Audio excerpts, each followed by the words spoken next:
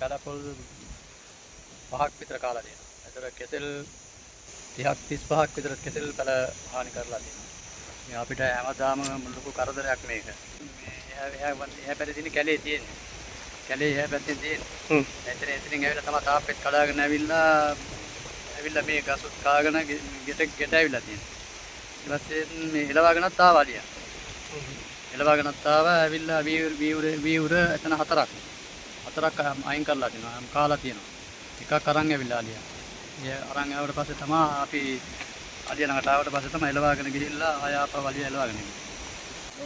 මේ බලන්න මාත්‍යක් මේ ගස් ඔක්කොම ඉවරයි මේවල මේ ගෙඩි හොඳට පළදා වැල්ලන මේ ගෙඩි මේවා අපි අවුරුදු ගාණක් යන්න ඕනේ. කුරුමිනි කාලා ඒව ගොඩාක් හානි වෙලා තියෙන ගස් වලට.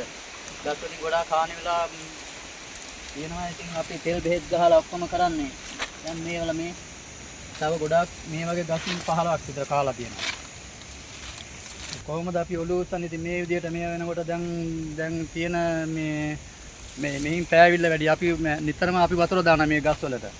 වතුර දානවා. ඉතින් අපිට මේ ඔලුව උස්සන්න බැරි තරම් මේ එකක් වෙලා තියෙන දැනටමත්. මේවට ඉතින් පාඩු ගෙවන්නෙත් නෑ වන ජීවියෙකෙන්. දැන් තාප්පෙටම එතනම කොච්චරක් මේ වෙලා තියෙනවද?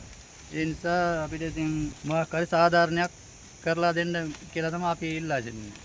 මේ පොඩි පැල මේ ඔක්කොම මේවා කරලා හානි කරලා දානවා. දැන් ඉතින් ගානේ දැන් වැඩක් නැහැ. ඔක්කොම හානි කරලා තියෙනවා. අපි අවුරුදු ගාණක් ඉන්නෝනේ ඔය වගේ පැලයක් මේ තත්ත්වයට ගන්න. වතුර දාලා හැමදාම වතුර දානවා. වතුරක් නැහැ, ලිං වලත් වතුර නැහැ.